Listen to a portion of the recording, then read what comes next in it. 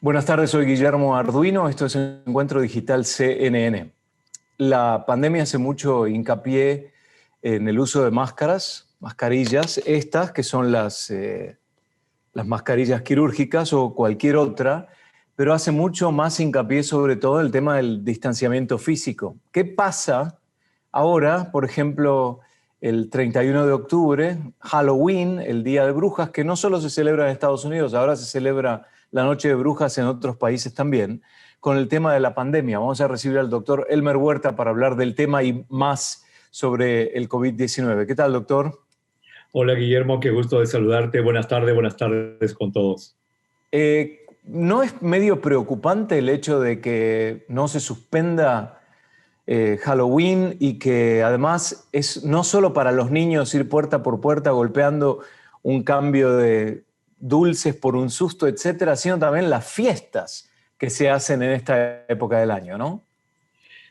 Efectivamente, yo creo que esto es cuestión de que la gente se informe de los riesgos que puede tener en estas fiestas, porque en México se celebra también el Día de los Muertos, Guillermo, y digamos, ¿qué es lo que puede hacer para disminuir el riesgo? Ya si no se ha prohibido, ¿verdad? Las autoridades no lo han hecho, pues yo creo que le toca a la gente tratar de discernir cómo puede disminuir los riesgos. Y fíjate qué casualidad, hoy día, 28 de octubre, ese es el tema de nuestro podcast Realidad versus Ficción.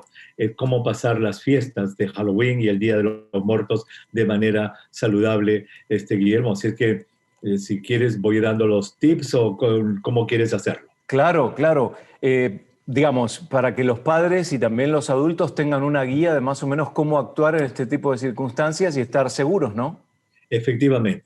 Y mira, los Centros para el Control y Prevención de Enfermedades de Estados Unidos, los CDC, ellos han publicado un documento muy interesante, el cual vamos a tratar de desarrollar para nuestros televidentes.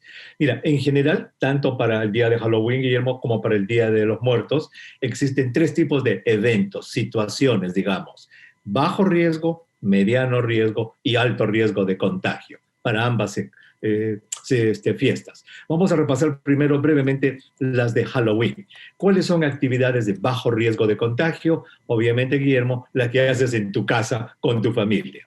Si estás en tu casa y no sales y haces todo con tus hijos y con tu familia dentro de casa, sin permitir que entre nadie, eso es de bajo riesgo de contagio, obviamente. Entonces puedes decorar tu casa, puedes decorar el jardín con las arañitas, con los niñitos, puedes organizar juegos para que busquen tesoros allí escondidos dentro de la casa, organizar un concurso virtual de repente con otros familiares a través de las plataformas digitales, o mirar películas de Halloween, por ejemplo, en la casa. Todo en la casa, eso es bajo riesgo.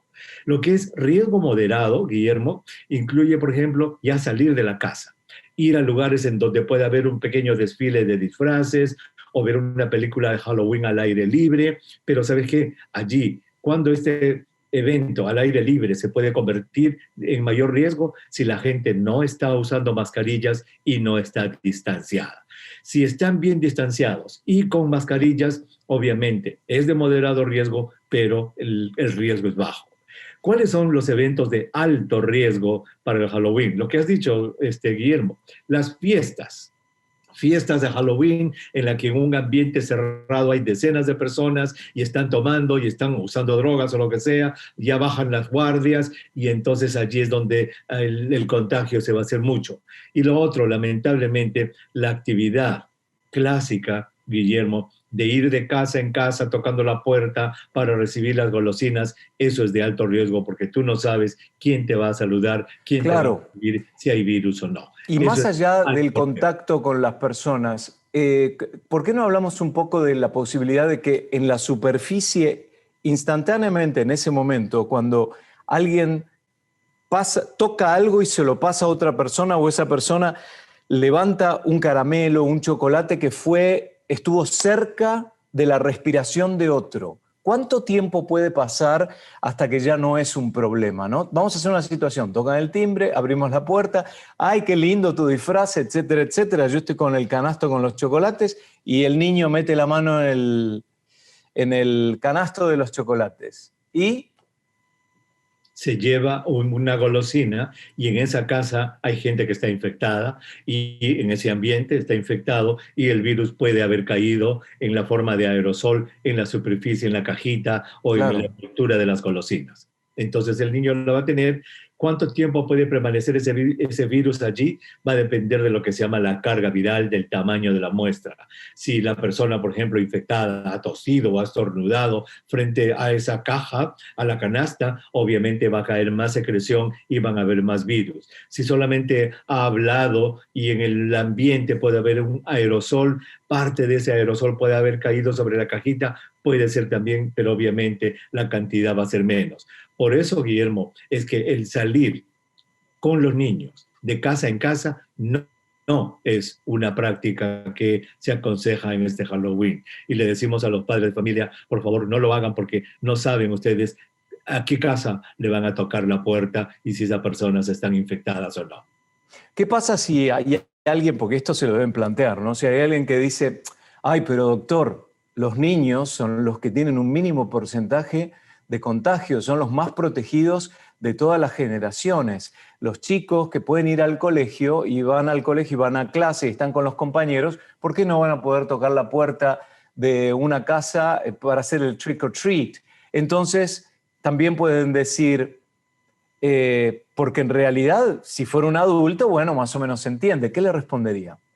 Bueno, el niño se va a infectar y el niño de repente no va a tener problemas de salud y eso es algo que conocemos, que felizmente el riesgo de complicarse en ellos es bajo, el riesgo de infectarse como de cualquier ser humano, pero ellos se van a convertir en vectores y pueden llevar el virus a la casa donde puede haber gente de alto riesgo, los abuelos, los padres u otras personas mayores. Entonces, ese es el problema. El problema no es, digamos, por la salud propiamente de los niños, que felizmente ellos no se complican en alta frecuencia, pero de que puedan llevar el virus a la casa, Guillermo, ese es el problema. Claro, y que en la casa puede haber una abuela, un abuelo, digamos, el problema acá es cómo se puede pasar de persona en persona y que se puede descontrolar, porque ahí empiezan a subir los números a nivel ciudad, condado, provincia, estado, país, etcétera, ¿no? Es en la situación que nos encontramos ahora. Me gustaría hacer un paralelismo ahora con esta situación y lo que está sucediendo en Europa. Exactamente. Mira, yo tuve oportunidad de conversar con una persona que vive en Madrid para un programa de radio que tengo y es increíble lo que ha pasado en Madrid, Guillermo. Mira, sabemos lo terrible que fue la situación en Madrid, los miles de muertos por día, la devastación que causó esta enfermedad. Pero fíjate que la primera semana de junio, Madrid, España, llegó a 0 contagios y 0 muertes. Desapareció la enfermedad y ese 0 se mantuvo durante algunos días, unas semanas.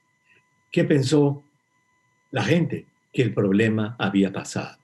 Las autoridades se emocionaron y dijeron, ya pasó el problema. Y era el comienzo del verano, era en junio. Y entonces mi amigo me cuenta que se abrieron los restaurantes, las terrazas que le llaman en Madrid, llenas de gente, la gente en los parques. Es decir, Guillermo, es como que si nada hubiera pasado.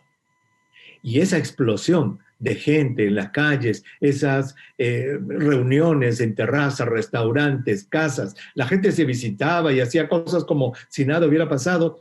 Miren lo que están ahora en Madrid y en España. Están en estado de alarma con cada ayuntamiento que le llaman que va a tomar sus propias medidas, pero el país está en emergencia. ¿Por qué?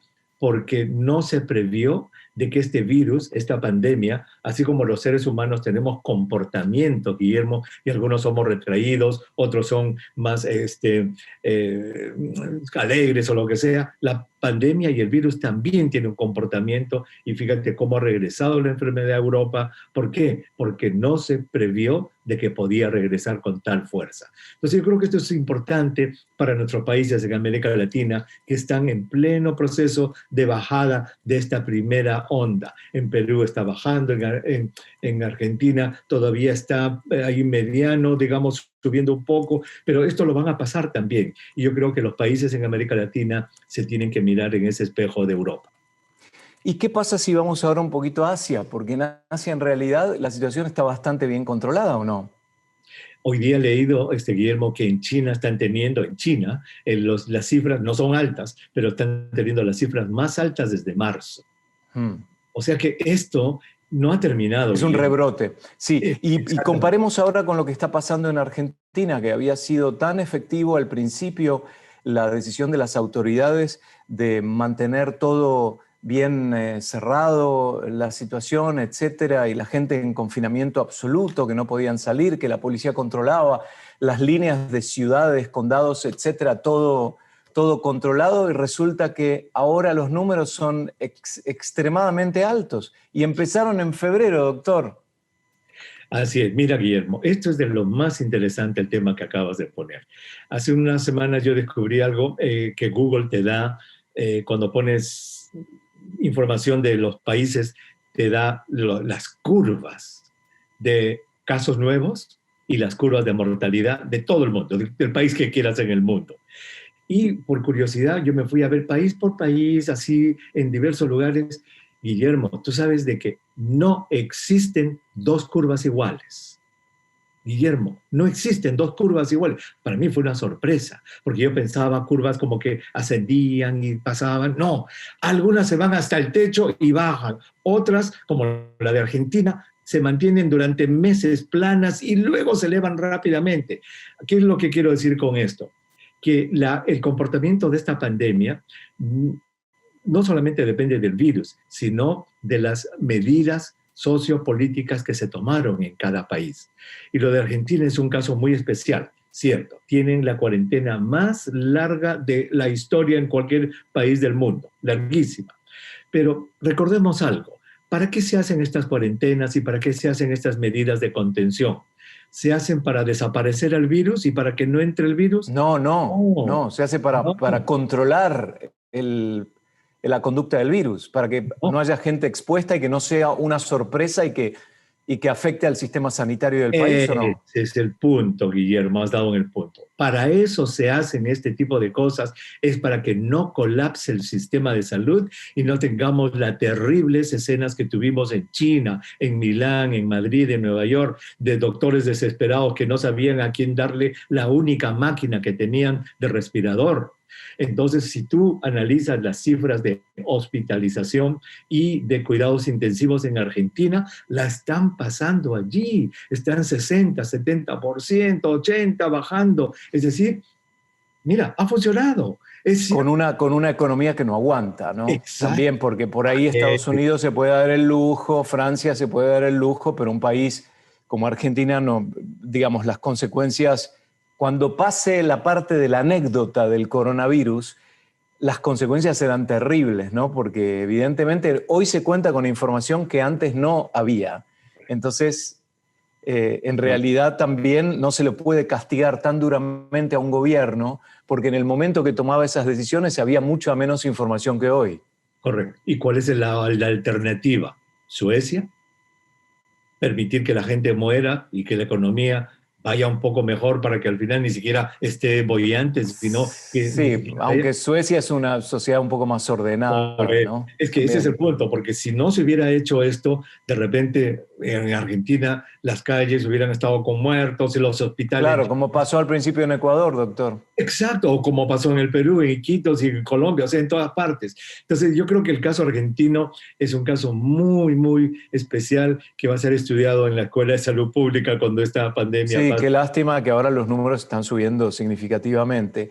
Creo que no en muertos, sino en enfermos. Y a este punto que usted Y en recién cuidados decía, intensivos, y en cuidados en cuidados intensivos. intensivos, Hay campo todavía.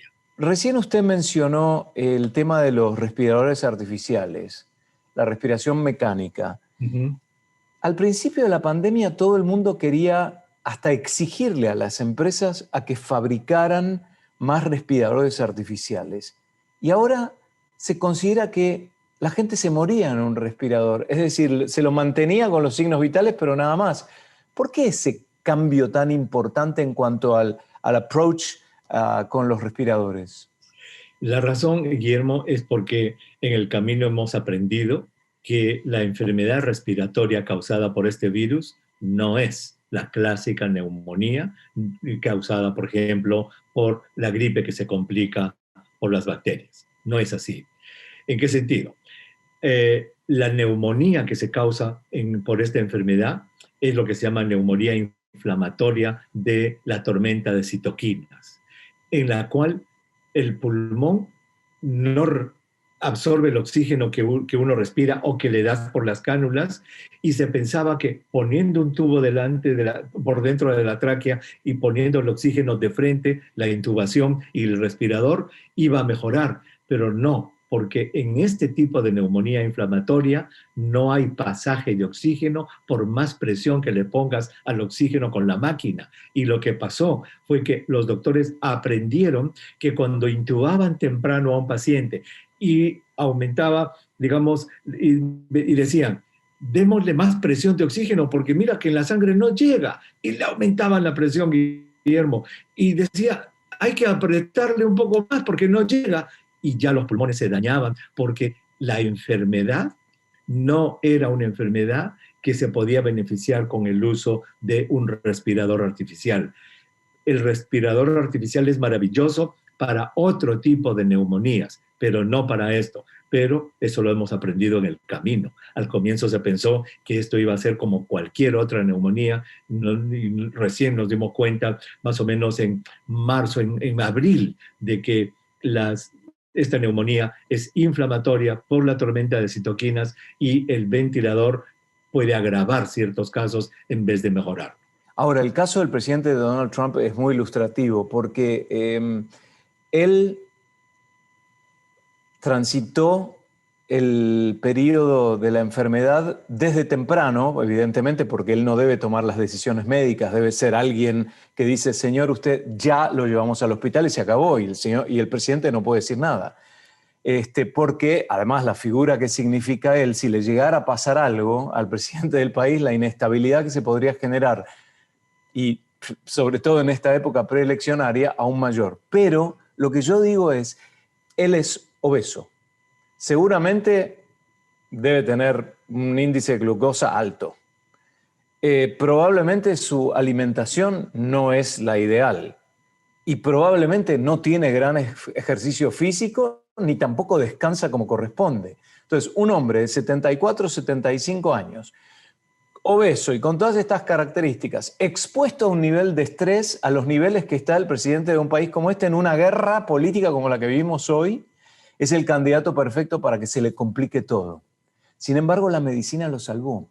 Lo salvó por cuestión de tiempo, porque reaccionaron temprano y porque le dieron una batería de medicinas que pudieron sacarlo del riesgo. Entonces, la gente puede decir, bueno, yo no soy el presidente del país, pero la medicina, una respuesta, una forma de tratar el coronavirus lo tiene. Se acaba de demostrar. A los pocos días estaba en un debate con una presión de poco fácil de describir y no se lo notaba que tenía problemas para respirar. Es decir, se lo curó, doctor. ¿Cómo se explica? A ver, ¿cómo se explica esto? Lo hemos repetido contigo en el programa, Guillermo. Y la pregunta es la siguiente. ¿Cómo explicamos que un mismo virus, porque es un mismo virus, el nuevo coronavirus, el SARS-CoV-2, cómo es posible que un mismo virus haga que 80% de la gente o no sienta síntomas o sea un simple dolor de garganta que piensa que es el cambio de clima? 15% caiga en cama con muchos síntomas, pero se recupera, y 5% llegue al hospital o a cuidados intensivos y pueda morir. Un mismo virus. ¿De qué depende? No lo conocemos. Se piensa que es la genética de la persona, se piensa que es la exposición pasada a otros tipos de coronavirus que da una reacción cruzada. No sabemos eso. Entonces, eso es lo que ha pasado con el señor Trump.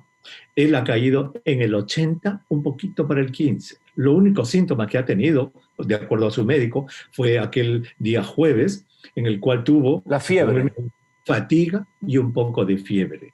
Y nada más. Ese es el 80%. Lo que pasa es que él, por ser el presidente y su cuerpo médico, ellos no podían permitirle que se les complique. Y lo han tratado. ¿Pero qué le han dado? A ver, analicemos. ¿Supermedicinas? No. Le han dado lo que se llama el cóctel de anticuerpos monoclonales, que es experimental. Eso solamente lo habían recibido antes de él 275 personas. Nadie más. En algunos funcionaba, en otros no. a él se lo dieron.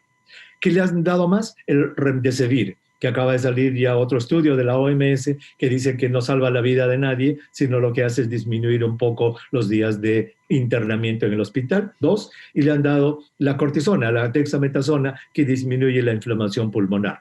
Eso es lo que le han dado. Eso pudo haber funcionado en cualquiera, porque no son medicamentos, digamos. Claro, pero lo agarraron a tiempo y además lo testeaban constantemente porque se hace un seguimiento muy exhaustivo de con quién estuvo, que dio positivo, que no, entonces lo empiezan a O sea, es testear. la genética de él. Y el otro caso, y tan interesante como este, es el del otro miembro político, que es el señor Boris Johnson, el primer ministro de Sí, Inglaterra. Él sí llegó a cuidados intensivos y él contó. ¿Te acuerdas la primera conferencia? pero fue muy temprano Cuando eso. él salió de la cuando él salió de todo y dio su primera conferencia, él nombró por nombre a las enfermeras y a los Sí, enfermeros. sí, me ¿Sabe acuerdo. por qué? Porque allí sucedió lo que justo comentamos hace un momento, Guillermo. A él no lo querían intubar, ya estaba para intubación, pero como Mm. sabían de que la intubación podía dañarle los pulmones, por lo que comentamos hace un rato, no lo quisieron intubar. ¿Y cuál era la alternativa? Que él tenía un tubo en la boca, pero había que darle respiración con unos cosos que Claro. son como unas vejigas. Pero eso implica que durante las 24 horas alguien le esté dando el aire. Y él dijo, estas enfermeras me han salvado la vida porque por 24 horas me han dado el aire que yo que requería. Fíjate, el caso de Donald Trump, él ha caído en el 80%. El de Boris Johnson, él ha caído en el 15%, ya para el 5%. Y así es, y esa es la gran cosa con este virus, Guillermo. El gran problema con este virus es que yo no sé si me infecto, cómo mi genética va a reaccionar. ¿Estaré en el 80 que ni cuenta me doy? Mm. ¿O voy a llegar al ¿Y por hospital? qué le dieron oxígeno, no en forma mecánica, pero sí asistencia al presidente Trump? Porque de acuerdo al médico había tenido que se desaturó. Significa que cuando le hicieron el oxímetro de pulso en el dedo, había bajado a menos de 95 aparentemente, y eso indicaba que sus pulmones estaban un poco inflamados, y por eso que también le dieron la dexametasona. Pero Pero entonces, doctor, muy leve. entonces es la genética probablemente de él la que lo salvó. Es decir, no existe la posibilidad de que fue la medicina lo que lo salvó, pero su mujer, su hijo, otros miembros del gabinete, todos que tienen acceso a ese mismo tipo de recursos, ninguno tuvo una complicación que sepamos que no podía respirar. Exacto. Para mí que él ha tenido síntomas muy leves, pero sus médicos no se corrieron el riesgo de que se les complique y después que los acusen de por qué no empezaron más temprano. Y apenas hubo un poco de fiebre, un poquito de dificultad, ya le dieron todo lo que le tenían que dar desde el comienzo. Y otra pregunta más. Recuerda que el presidente Donald Trump había tomado la hidroxicloroquina de la que muy poco se habla ahora porque quedó demostrado de esta forma que no sirvió para nada. Porque si a él le dio y la gente decía, bueno, pero tomémoslo total, ¿qué daño nos puede hacer? Y bueno, él tomó hidroxicloroquina pues, y se lo agarró igual. Entonces, Exacto. ¿qué? ¿La gente por eso no habla más de la hidroxicloroquina hoy? Correcto. Él tomó porque según él lo protegía de la infección y obviamente no lo ha protegido de nada porque se infectó, número uno. Y número dos, él pidió, de acuerdo a su médico en la conferencia de prensa, el doctor dijo, él me ha preguntado de la hidroxicloroquina, pero hemos decidido no darle porque no sirve. Es más, ya en ninguna parte del mundo se usa Claro. hidroxicloroquina en el paciente hospitalizado. Así es que sí, yo creo que hemos aprendido mucho del caso del señor Trump, del señor Boris Johnson y Bolsonaro, igual. Bolsonaro igual, él ha caído en el 80%. Él estaba trabajando, haciendo todas sus cosas normales y él salió con su cajita de hidroxicloroquina diciendo, esto me ha salvado la vida. Igual, él cayó en el 80%. Bueno, yo creo que con esta conversación queda claro ahora que la proximidad de Halloween y ya vamos a hablar de Navidad y Año Nuevo, ¿eh? Porque viene también. Y Thanksgiving, el Día de Gracias. Acción de Gracias. En Canadá, en Estados Unidos, viene el Día de Acción de Gracias también. Entonces vamos a probablemente repetir estos mismos conceptos. Queda claro. No sé, doctor, la última pregunta tiene que ver con fechas. ¿Qué fecha nos tira como un momento en el que estará más o menos controlada la situación a nivel global? Difícil, difícil. Teniendo una vacuna, no hay tratamientos todavía, una vacuna que va a llegar el próximo año. Yo diría que vamos a volver un poco a lo normal a mediados del 2022 por allí. Uf, cada vez más lejos. Yo pensaba que me iba a decir fines de 2021. A fines del 2021 se va a empezar. Yo creo que la prueba de fuego, ¿sabes cuál va a ser? El Día de Acción de Gracias y las Navidades del próximo año. Claro. Ya vamos a tener mucho más sólido que lo que va Y a en pasar. el hemisferio sur también la temporada de las vacaciones que empieza ahora, que demostró en Europa que fue un error haber abierto las playas y que la gente se comportara como que nada había pasado por el tema de la temperatura. Bueno, viene Halloween, no se disfracen del doctor Huerta, porque ese disfraz no... Les va a ir mal, les va a ir mal. Disfrácense de Guillermo Arduino. Ahí le va a ir bien. No va a haber celebración. Yo voy a apagar todas las luces para que nadie me toque la puerta. Doctor, muchísimas gracias por visitarnos este miércoles, como siempre, en Encuentro Digital CNN. Hasta la próxima.